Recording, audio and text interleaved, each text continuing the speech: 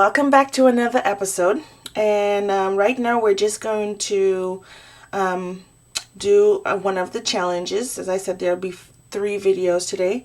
So the project challenge is to use these 4 colors, and so I'll show you what I've chosen. I got this sheet. It'll have like the dark blue, and then I have this one. It has some of the dark blue, some of the green, and kind of a little bit of white, but I will also be using a sheet of white paper, and I'll also be adding a little bit of green, make a little splash in there. So I'm going to cut these papers, and we're going to start scrapping. For that pattern paper, I just wanted to do something kind of real distressed like, and so I just tore the paper, and I'm just going through and kind of just bending the corners up to just have a really rough looking edge. To make it look even more tattered, I'm just going to put some ink on the edges. I'm just going to try to put it all the way in so it can just look really tattered. Just gonna put it everywhere. After I cut the paper in half, I noticed that the brocade color was mostly in the middle, and so I got this sheet of paper and I just cut the tiniest piece off, and also use the brown ink.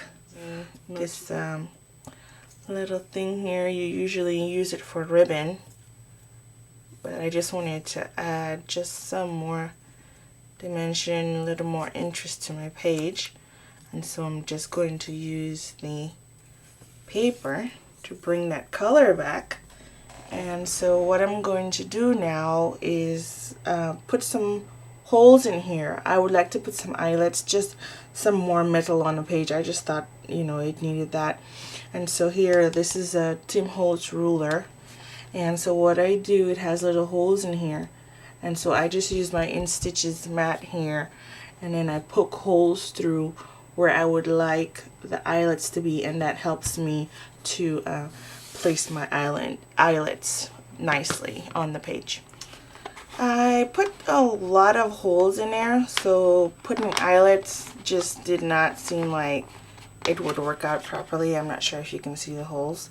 So I am actually going to just add these brads. And this idea, I'm not sure why I decided to do this. These more brads than I use like in a 6-month period that's on here. But I just wanted to share with you, you know, what I made, just what I did to make it easier. The first set that I did it 1 by 1, and for this one I just put them all in the hole, and so I just turned it on the other side, and so now I'm just closing all, you know, I'm just fastening them on the back, which is much quicker than putting them in 1 by 1. But anyway, it has a very, very nice look, especially since this is, you know, I'm trying to get this kind of old, you know, distressed look on here. I really like it. Once again, a warning to you. I miscounted right here. You probably can't really tell that much, or if you're a perfectionist like me, you can, but I miscounted right here. But alright, so that's cut. Like I said, I'm just going to put a little brown on here just to make it look like the rest of the page. And I just wanted to remind you, if you've looked at my previous videos, I always talk about how to, you know, get the perfect mat for your photo. And so just gonna go over it one more time. This is a 4 by 8 photograph. So I cut my mat 4 1/4 by 8 1/4, and that always gives you just a nice, perfect mat So what I'm going to do is use these little hook kind of hooks, and it's going to be nice because it's going to add more metal to the page, and it's going to hook in there, and it's just going to open up like this, and I could put another sheet of paper on the back and do my journaling on the back. So I'm just going to add 2 of them here, one at the top there, and then one here on the bottom. Okay, I am all done with those hinges. How cool is that? And so I'm gonna put the journaling on the back like I mentioned earlier.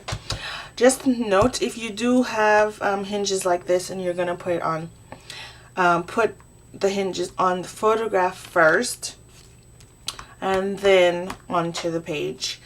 So I really like how the page is coming so far, and I kept thinking, you know, what am I gonna do for the title? I did not want to put something big anywhere because it would cover up, you know, so the work that I put into the page.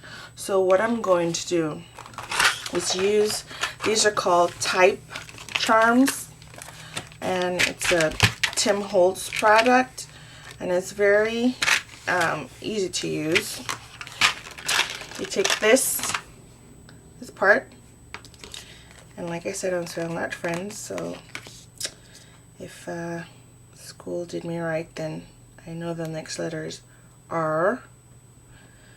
And you put it on here, and then you take one of these, what I'm gonna call domes. I'm sure Tim Holtz has a name for it, but you put it on here. See that little dome? Looks really cute.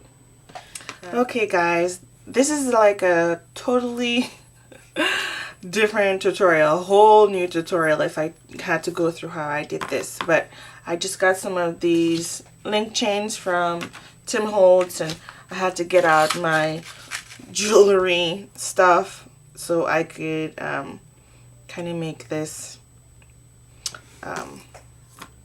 almost kind of like a bracelet or something.